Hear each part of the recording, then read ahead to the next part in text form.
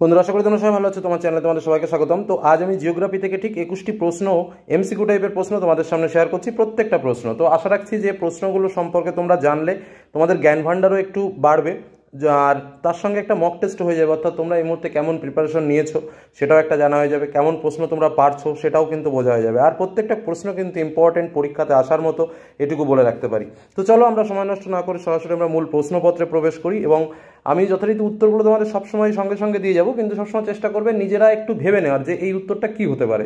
তাহলে তোমার ট্যালেন্টটা অ্যাকচুয়ালি বিচার হয়ে যাবে। আর তুমি কটা প্রশ্ন আমার বলার আগে বলতে পারলে সেটা কিন্তু অবশ্যই কমেন্টে জানাবে, এবং আশা রাখছি যে তোমরা যারা সঠিকভাবে সারা বছর পড়াশোনা করেছো তারা কিন্তু প্রত্যেকটা প্রশ্নের উত্তরই পারা উচিত। তো চলো, একদম পুরো আমাদের পরীক্ষাতে যেমন মডেল কোশ্চেন হয় ঠিক সেইভাবেই কিন্তু পুরো 21টা প্রশ্ন আমাদের এমসিকিউ থাকে, ঠিক সেরকম 21টা প্রশ্ন নিয়েই কিন্তু আজকের এই প্রশ্নপত্র। প্রথম প্রশ্ন, প্রবাল কীট খুব ভালো জন্মায় কোথায়? অতি শীতল জলে, অতি লবণাক্ত জলে, পলিময় জলে, নাকি স্বচ্ছ জলে? তো স্বাভাবিকভাবে প্রবাল কীট কোথায় জন্মায়, এটা কিন্তু একটা ইম্পর্টেন্ট প্রশ্ন, কারণ আমরা সবাই জানি প্রবাল কোথায় হয়। অনেকেই ভাববো লবণাক্ত জলে, বা অনেকেই অনেক রকমভাবে ভাবতে পারি, কিন্তু সঠিক উত্তরটা কি সেটা কিন্তু জানতে হবে। মনে রাখতে হবে যে প্রবাল কীট যখনই তৈরি হয় তখন সেই জলের মধ্যে যদি একটু শ্যাওলাও জমে থাকে তাহলেও কিন্তু সেখানে প্রবাল কীট জমতে পারে না, এটা হলো মূল কথা। তো যাই হোক, উত্তরটা কী হবে তোমরা এতক্ষণ আন্দাজ করেছো, আমি এবার উত্তরটা বলে দিই। উত্তরটা হচ্ছে স্বচ্ছ জলে। মনে রাখবে সবসময় প্রবাল কীট জন্মায় স্বচ্ছ জলে। দ্বিতীয় প্রশ্ন, অবরোহণ প্রক্রিয়ার ফলে সৃষ্ট একটা ভূমিরূপ। অপশন রয়েছে বাজাদা, ক্ষয়জাত পর্বত, বদ্বীপ, নাকি আগ্নেয় পর্বত। তো অবরোহণ মানে বিষয়টা কি? যাই হোক, তোমরা এতক্ষণ উত্তরটা রেডি করে ফেলেছো নিশ্চয়ই। আমি উত্তরটা এবার বলি। অবরোহণ মানে কি? অবরোহণ মানে হচ্ছে ভূমিরূপের উচ্চতা যখন কম হয়ে যাচ্ছে, যখন ডাউন হয়ে যাচ্ছে। তো ডাউন হয়ে যাওয়ার কারণটা কি? ক্ষয়, এটা তো একদম পরিষ্কার। তাহলে দেখো অপশানে কি রয়েছে? বাজাদা সঞ্চয়, বদ্বীপ সঞ্চয়, আগ্নেয় পর্বত, তিনটেই সঞ্চয়। আর ক্ষয়ের কথা কোথায় লেখা আছে? শুধু এই একটাতেই, অর্থাৎ ক্ষয়জাত পর্বত, যেটা হচ্ছে অবনমনের জন্য দায়ী। অর্থাৎ উত্তরটা কি হবে? অবরোহণ প্রক্রিয়ার ফলে সৃষ্ট একটা ভূমিরূপ হলো ক্ষয়জাত পর্বত। দ্বিতীয় প্রশ্ন, ভূগঠনের সঙ্গে সামঞ্জস্যবিহীন নদী হলো কোনটি? সামঞ্জস্যবিহীন নদী, অধ্যারক নদী, পরবর্তী নদী, অনুগামী নদী, পুনর্ভবা নদী। তো স্বাভাবিকভাবে উত্তর তোমাদের রেডি হয়ে গেছে আশা রাখি। এবার আমি জাস্ট উত্তরটা বুঝিয়ে দিই। দেখো, ভূগঠনের সঙ্গে সামঞ্জস্য মানে কি? এটা যদি ভূমিরূপের গঠন হয় তাহলে এই গঠনের সঙ্গে সামঞ্জস্য হয়ে নদীটা আসবে। মানে এরকমভাবে যদি নদীটা বয়ে যায় তাহলে হচ্ছে সেটা সাধারণ নদী, ভূগঠনের সঙ্গে সামঞ্জস্য। কিন্তু এরকম না হয়ে এর বিপরীতটা হবে, মানে ভূগঠনকে মানবে না। মানে এই নদীটা এখান দিয়ে শুরু হয়ে হঠাৎ করে নিচের দিয়ে উঠে আবার এরকমভাবে চলে গেল, এরকমভাবে। তো এই ধরনের নদী আমরা কোথায় দেখতে পাই? পরবর্তী নদী, সেটা তো নয়। অনুগামী নদী, সেটাও হবে না। পুনর্ভবা নদী, সেটাও হবে না। তাহলে হবেটা কি? অধ্যারক নদী। কারণ অধ্যারক নদী কিন্তু কখনো ভূমির ঢালের সঙ্গে সঙ্গতি রক্ষা করে চলে না, যার জন্য উত্তরটা কি হবে? অধ্যারক নদী। পরবর্তী প্রশ্ন, মরুক্ষয় চক্রের ফলে গঠিত অনুচ্চ টিলাকে কি বলা? একদম সহজ, একদম আমাদের যে লাস্টের দিকে মানে যে ভূমিরূপ তৈরি হয় সেটাই কিন্তু এটা মরুক্ষয় চক্রের।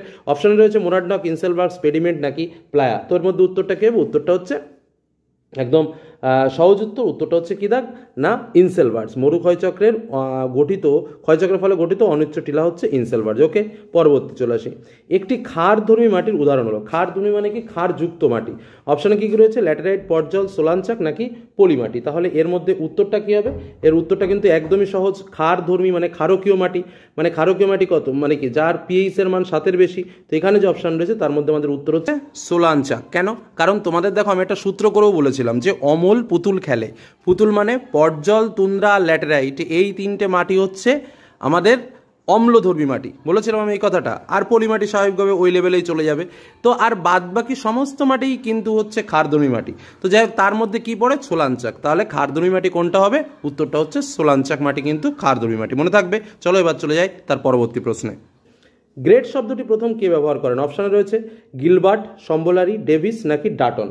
তো গ্রেট শব্দটি কে ব্যবহার করেন? এটা কিন্তু খুবই সহজ প্রশ্ন। উত্তর হচ্ছে গিলবার্ট, যিনি কিন্তু গ্রেট শব্দটি প্রথম ব্যবহার করেছিল। পরবর্তী প্রশ্ন, মৃত্তিকার পরিলেখের এ স্তর থেকে বি স্তরে পদার্থের অপসারণ পদ্ধতিকে কি বলে? অর্থাৎ মৃত্তিকা ওপর থেকে নিচের দিকে যখন মৃত্তিকার যে খনিজ পদার্থগুলো আছে সেটা যখন উপর থেকে নিচের দিকে আসবে সেই পদ্ধতিকে কি বলা হয়? উপর থেকে নিচে আসবে একটা পদ্ধতি, আর নিচেই জমা হবে আর একটা পদ্ধতি। তো যখন উপর থেকে নিচের দিকে আসছে তখন তাকে কি বলা হয়? ইলুভিয়েশন, হিউমিফিকেশন, স্যালিনাইজেশন, নাকি এলুভিয়েশন। তো এর মধ্যে উত্তরটা কি হবে? উত্তরটা কিন্তু খুবই সহজ, আমি বুঝিয়ে দিলাম ব্যাপারটা। উপর থেকে যখন নিচের দিকে আসবে, আবারও বলছি, উপর থেকে যখন নিচের দিকে আসবে তখন তাকে এলুভিয়েশন, আর যখন জমা হয়ে যাবে তখন তাকে বলা হয় ইলুভিয়েশন। তাহলে প্রশ্নটা কি বলেছে? এ থেকে বি স্তরের পদার্থের অপসারণ মানে নিচের দিকে আসবে। তাহলে আসবে বললে কি হবে? আসবে বললে হচ্ছে এলুভিয়েশন প্রক্রিয়া, অর্থাৎ উত্তর হচ্ছে ডি দাগ, মনে থাকবে। আর যদি জমে যায় তখন তাকে বলা হচ্ছে ইলুভিয়েশন। ঠিক আছে, পরবর্তী প্রশ্নে চলে আসি। রোন উপত্যকার শীতল বায়ুপ্রবাহকে কি বলা হয়? রোন উপত্যকার শীতল বায়ুপ্রবাহকে কি বলা হয়? বোরা, খামসিন, মিস্টাল নাকি লেভেস? তো এর মধ্যে এটা আমাদের একটু মনে রাখার প্রশ্ন। তো যাই হোক, এর মধ্যে উত্তরটা কি হবে? উত্তর হচ্ছে মিস্টাল। রোন উপত্যকার শীতল বায়ুপ্রবাহ হচ্ছে মিস্টাল। চলে আসবো পরবর্তী প্রশ্নে। দক্ষিণ চীন সাগরে উদ্ভূত ঘূর্ণবাদকে কি বলা হয়? এটাও কিন্তু ঠিক ওরকম টাইপেরই একটা প্রশ্ন। অপশানে রয়েছে উইলি উইলি, টাইফুন, হ্যারিকেন নাকি টর্নেডো। তো এটার উত্তর কি হবে? উত্তরটা হচ্ছে টাইফুন। উত্তরটা কি? টাইফুন। এটা কিন্তু খুব সহজ প্রশ্ন। পরবর্তী প্রশ্নে আমরা চলে আসি। জেট বায়ু প্রবাহ দেখা যায়, এটা কিন্তু খুবই সহজ প্রশ্ন একটা। জেট বায়ু প্রবাহ কোথায় দেখা যায়?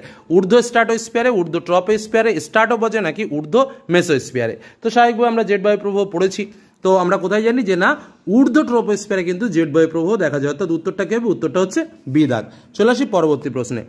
জীববৈচিত্র্যে কোন প্রাণীর সংখ্যা সবচেয়ে বেশি? খুব সুন্দর একটা প্রশ্ন। জীববৈচিত্র্যে সবচেয়ে বেশি কোন প্রাণীর সংখ্যা? অপশানে কি কি রয়েছে? সরীসৃপ, কীটপতঙ্গ, পাখি, স্তন্যপায়ী। তো স্বাভাবিকভাবে উত্তরটা কি হবে? উত্তরটা হচ্ছে তোমরা জানো, এবার আমি বলে দিই, উত্তরটা হচ্ছে কীটপতঙ্গ। ওকে, পরবর্তী প্রশ্নে চলে আসি। ভারতের একটি ধসপ্রবণ রাজ্য, মানে যেখানে পাহাড় অঞ্চল থাকবে স্বাভাবিকভাবে, এবং পাহাড়গুলো একটু পুরনো বা একটু ওল্ডেস্ট টাইপের থাকবে, সেখানেই কিন্তু ধসপ্রবণটা বেশি হবে। এটা কিন্তু মাথায় রাখবে। সংশক্তি কম থাকলে ধসপ্রবণ হয়। তো যাই হোক, এর মধ্যে প্রশ্নগুলো যদি আমরা একটু দেখি, দেখো কি কি রয়েছে অপশানে। উত্তরাখণ্ড, ঝাড়খণ্ড, তেলেঙ্গানা নাকি ছত্তিশগড়? আমরা কিন্তু খবরেও শিরোনামে বারবার পড়ি কোথায় কোথায় ধস হয়। তো যাই হোক, উত্তরটা আমি বলে দিই, উত্তরটা কিন্তু হচ্ছে উত্তরাখণ্ড, যেটা কিন্তু ভারতের ধসপ্রবণ রাজ্য। পরবর্তী প্রশ্নে আমরা চলে আসি। পৃথিবীতে সর্বাধিক জনঘনত্ব দেখা যায়, সবচেয়ে বেশি জনঘনত্ব কোথায় দেখা যায়? চীনে, জাপানে, বাংলাদেশে নাকি ভারতে? এটা কিন্তু অনেকে কল্পনাও করতে পারে না যে এটার উত্তর এই হবে। তো যাই হোক, উত্তরটা হচ্ছে কি বলে দিই, উত্তরটা হচ্ছে বাংলাদেশে, যেখানে কিন্তু পৃথিবীর সর্বাধিক জনঘনত্ব।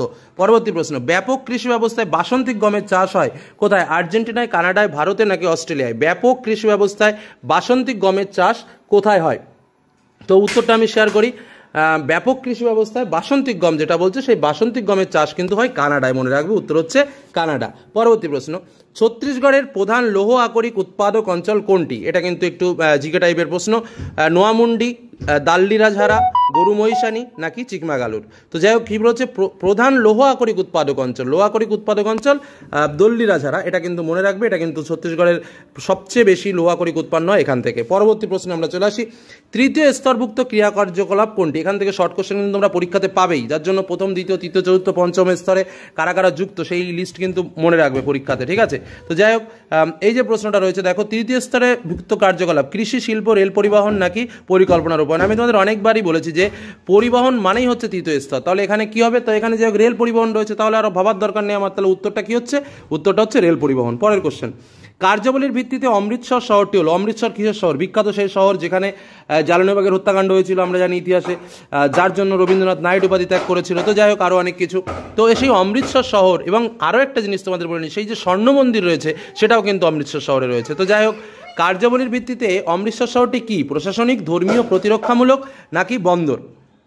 বন্দর শহর। তো যাই হোক, এর মধ্যে উত্তর কোনটা হবে? উত্তরটা কিন্তু খুবই সহজ উত্তর। তো যাই হোক, উত্তরটা কিন্তু এখানে যেটা হবে সেটা হচ্ছে ধর্মীয় শহর। অর্থাৎ আমাদের যে তোমার অমৃতসর শহর রয়েছে, সেটা কিন্তু ধর্মীয় শহর। ওকে, প্রশ্নে চলে আসি। দেখো, অপারেশন ফ্লাড যে বিপ্লবের সঙ্গে যুক্ত, তা হলো সবুজ বিপ্লব, নীল বিপ্লব, শ্বেত বিপ্লব নাকি শীত বিপ্লব? তো তোমরা সবাই উত্তরটা জানো, তবু আমি তোমাদের সঙ্গে মিলিয়ে দিই, উত্তরটা হচ্ছে শ্বেত বিপ্লব। অপারেশন ফ্লাড কিসের সঙ্গে যুক্ত? শ্বেত বিপ্লবের সঙ্গে যুক্ত।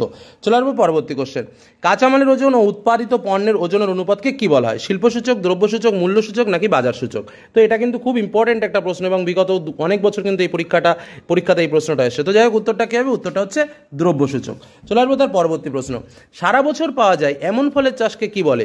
পোমাম কালচার, ওলেরিকালচার, সেরিকালচার নাকি ফ্লোরিকালচার? সারা বছর পাওয়া যায় এরকম ফলের চাষকে কি বলা হয়? তো অপশান যে কটা রয়েছে, আমাদের উত্তরটা কি হবে? উত্তরটা হচ্ছে পোমাম কালচার। সারা বছর যে ফলের চাষ হয় তাকে বলা হয় পোমাম কালচার। মনে থাকবে, এটা কিন্তু খুব ইম্পর্টেন্ট একটা প্রশ্ন। পরবর্তী কোশ্চেন, এবং আমাদের আজকের মক টেস্টের লাস্ট কোশ্চেন। পৃথিবীর সবচেয়ে থেকে বেশি সড়কপথ কোথায় আছে? কি বললাম? পৃথিবীর সব থেকে বেশি সড়কপথ কোথায় আছে? অপশান রয়েছে চীনে, আমেরিকা যুক্তরাষ্ট্রে, রাশিয়া নাকি ভারতে? এটা কিন্তু একটা লজিক কোশ্চেন। তো যাই হোক, উত্তরটা অনেকেই জানো বা জানো না, আমি উত্তরটা বলে দিই, উত্তরটা হচ্ছে আমেরিকা যুক্তরাষ্ট্রে কিন্তু পৃথিবীর সব থেকে বেশি সড়কপথ রয়েছে, অর্থাৎ উত্তর হচ্ছে বিদাগ। এই হলো আমাদের আজকের মক টেস্টের 21টা প্রশ্ন উত্তর নিয়ে আমরা আলোচনা করলাম। আশা করি প্রশ্নগুলো তোমাদের খুব কাজে লাগবে, এবং এই টাইপেরই প্রশ্ন কিন্তু তোমরা পরীক্ষাতে পাবে। তো আলোচনাটি ভালো লাগলে এবং এইরকম ভিডিও যদি আরও পেতে চাও, তাহলে অবশ্যই কমেন্ট বক্সে কমেন্ট করে জানিও। তো আজকের মতো এখানে শেষ করলাম। সকলে ভালো থেকো, সুস্থ থেকো, সাবধানে থেকো। ধন্যবাদ।